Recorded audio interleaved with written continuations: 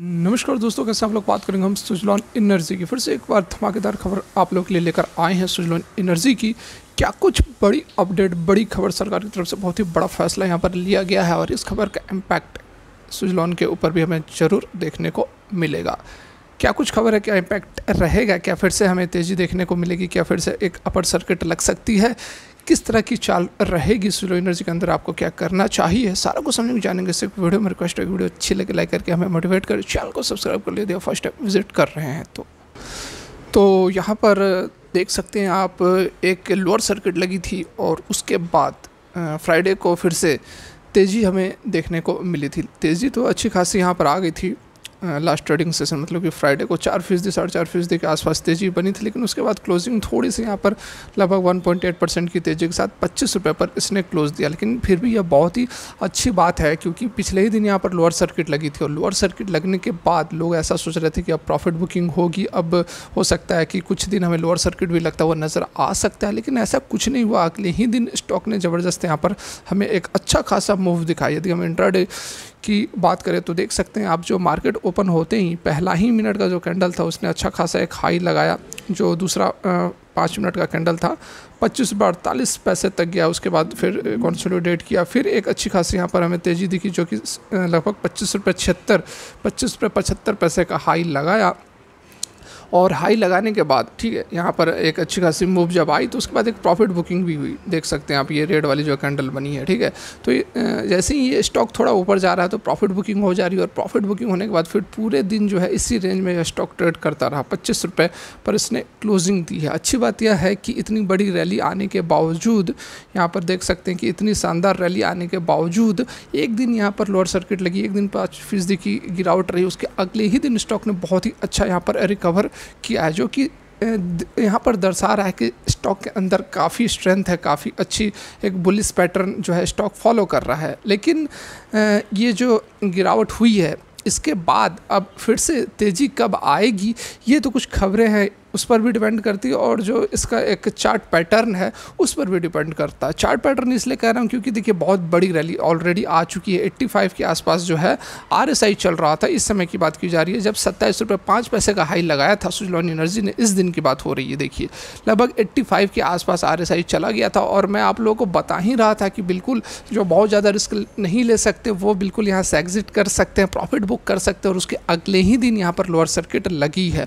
अब lower circuit लगी है तो इसका मतलब ये नहीं है कि स्टॉक नहीं उठेगा, बिल्कुल उठेगा, क्योंकि काफ़ी फंडामेंटल्स जो हैं वह सुधर रहे हैं, काफ़ी अच्छे हो गए हैं। इतने बड़े बड़े ऑर्डर्स कंपनी को मिल रहे हैं। दोस्तों 1 मेगावाट का ऑर्डर मिला है, बहुत ही बड़ा ऑर्डर है, मतलब अब तक का one of the largest order जो कि अभी 2 दिन पहले कंपनी को मिली थी। तो ऑर्डर्स कंपनी के पास बहुत ही ज़बरदस्त है, ऑर्डर बुक बिल्कुल फुल है, 2 साल तक सोचने की ज़रूरत नहीं है। 35% मार्केट शेयर रखता है, तो और क्या ही चाहिए एक पेनी स्टॉक के लिए, 15-20 रुपये का स्टॉक के लिए, और आपको क्या ही चाहिए। तो बहुत सारा कुछ यहाँ पर अच्छी चीज़ें हैं। 20-25 रुपये के अंदर बहुत ही ज़बरदस्त यहाँ पर माहौल बना हुआ है। लेकिन एक चीज़ यहाँ पर, अगर आप सोच रहे हो कि यहाँ पर रोज़ अपर सर्किट ही लगे, रोज़ अपर सर्किट ही लगे, हमें तो 2-3% नहीं चाहिए, 5-5% चाहिए, तो उसमें आपको थोड़ी सी यहाँ पर निराशा हो सकती है, क्योंकि जो स्टॉक है वह उस स्टॉक के अंदर प्रॉफिट बुकिंग भी होती है, और प्रॉफिट बुकिंग होने के बाद 2-3 दिन स्टॉक जो है एक रेंज के अंदर भी फंस सकता है। इसकी यदि आप हिस्ट्री को देखो तो जब यहाँ पर तेज़ी आई है, यहाँ से आप देख लो, देखिए ये एक शानदार तेज़ी आई थी, उसके बाद देखो 4-5 दिन तक रेड कैंडल बनी, प्रॉफिट बुकिंग होते रही, कंसोलिडेशन होता रहा, फिर एक तेज़ी इसने पकड़ी। तेज़ी पकड़ने के बाद फिर देखो ये कंसोलिडेशन का जोन चला, बिल्कुल एक रेंज के अंदर 17-18 रुपये पर स्टॉक चलता रहा। फिर एक तेज़ी आई, फिर देखो यहाँ पर गिरावट हुई, फिर एक तेज़ी आई, फिर देखो 3 दिन गिरावट हुई, फिर आगे बढ़ा, फिर यह गिरावट हुई, और अब ये जो रेंज है ये काफ़ी लंबा रेंज हो चुका है, काफ़ी अधिक दिनों तक इसके अंदर हमें तेज़ी दिखी है। तो यदि इसके बाद 2-3 दिनों तक यदि, या फिर 3-4 दिन तक भी अगर एक रेंज के अंदर रहे, या फिर हल्की फुल्की गिरावट भी होते रहे, एट प्रेजेंट 25 पर है या 23 रुपये पर भी चला जाए, तो चिंता करने की कोई ज़रूरत नहीं है, एग्जिट करने की कोई ज़रूरत नहीं है, जब तक यह अपना क्रूशियल जो लेवल्स है उसको ना तोड़ दे, ठीक है। यहाँ पर अब जो हमारा अगला टारगेट रहेगा एग्जैक्टली 27 रुपये रहने वाला है, क्योंकि ये जो हाई है 27 रुपये 5 पैसे का है। तो अब यहाँ से जो हमें मूव आएगी वो 27 रुपये को तोड़ेगा, तो उसके बाद फर्दर नेक्स्ट टारगेट जो है वह 29 रुपये का भी है, 31 रुपये का भी है। तो एचई भी है, कुछ भी कर सकता है। जिस तरह से आंधी तूफान की तरह यह शेयर दौड़ रहा है, 31 रुपये भी बहुत ज़्यादा दूर नहीं है।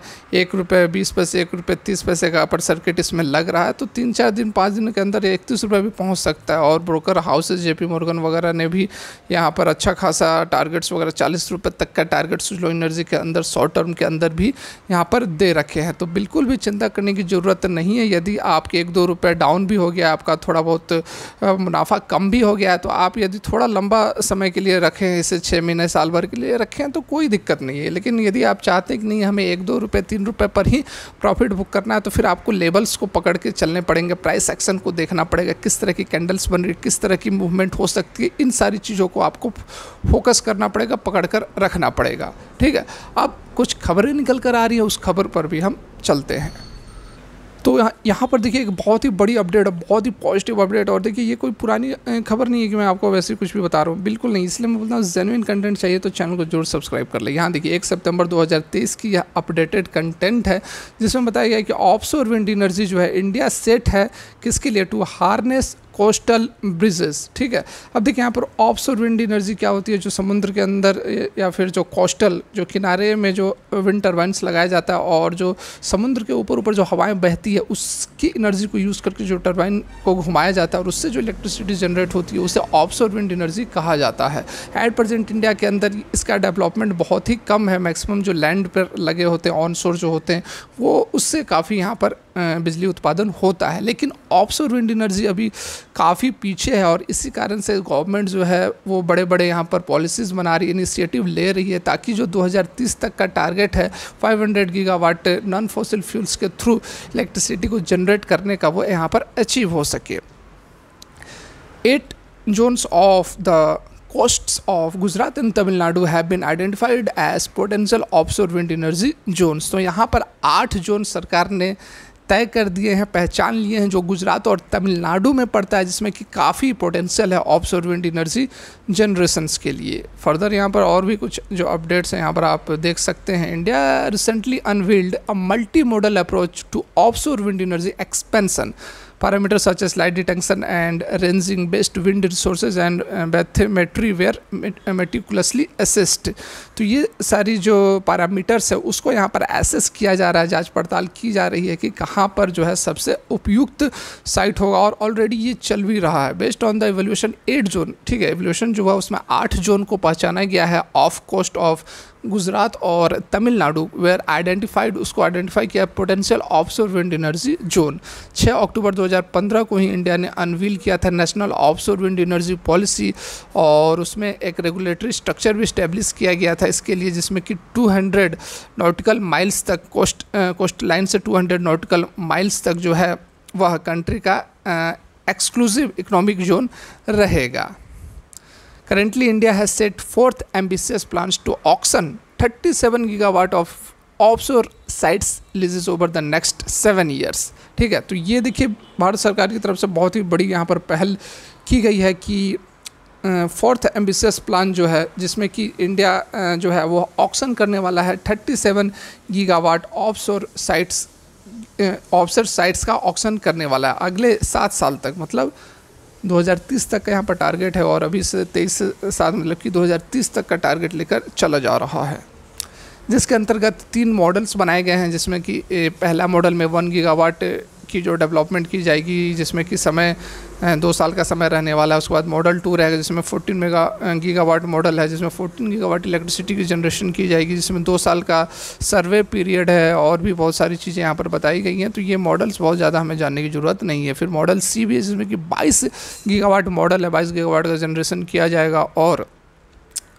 बाद बाकी सारा कुछ यहाँ पर सर्वे वगैरह का टाइम है। तो क्या क्या कुछ यहाँ पर समस्याएं हैं, क्या कुछ अच्छाई है, वो सारी बातें भी यहाँ पर बताई गई है। और एक चीज़ ये अभी आप देख लो, ये जो ऑफशोर विंड जनरेशन है इसमें सुजलॉन एनर्जी को जो ऑक्शन करने वाली है भारत सरकार अगले 7 साल के अंदर अंदर 37 गीगावाट ऑफशोर साइट्स का, इसमें सुजलॉन एनर्जी को भी बहुत ही बड़ा फ़ायदा मिलेगा, क्योंकि सुजलॉन एनर्जी का जो विंड फार्म है one of the largest in India है। देखो मैं दिखाता हूँ, और यहाँ आप देख सकते हैं कि जिस लोकेशन में ऑक्शंस किए जाएंगे 37 साइट्स को, उस लोकेशन में ऑलरेडी सुजलॉन एनर्जी बहुत ही ज़बरदस्त पकड़ रखती है। ये हालांकि अभी की अपडेट नहीं है, बिल्कुल मैं आपको बताना चाहूँगा कि अभी की अपडेट नहीं है, ये कुछ समय पहले की अपडेट है। लेकिन यहाँ पर आप देख सकते हैं कि Suzlon and associate commissions their first operational offshore met station in the Arabian sea, और यह अरेबियन सी कहाँ पर है, तो यहाँ पर आप देख सकते हैं installed 16 kilometre from the shore of the south west of झाकुआ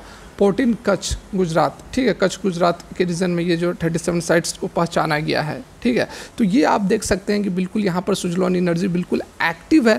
तो इस जो ऑफशोर का ऑक्शन किया जाएगा, जो साइट्स का ऑक्शन किया जाएगा, सरकार जो देगी साइट्स आपको कि आप यहाँ पर जो बिजली उत्पादन कीजिए, तो उसमें सुजलॉन एनर्जी का भी बहुत ही बड़ा भूमिका, बहुत ही बड़ा हाथ रहने वाला है। तो डेफिनेटली आगे चलकर सुजलॉन एनर्जी को तो बेनिफिट होगा ही, तो इससे स्टॉक प्राइसेस में भी ज़रूर हमें तेज़ी देखने को मिलेगी। तो फिलहाल के लिए वीडियो यहीं तक अच्छी लगी हो लाइक करें। Thanks for watching, have a good day, bye bye, take care.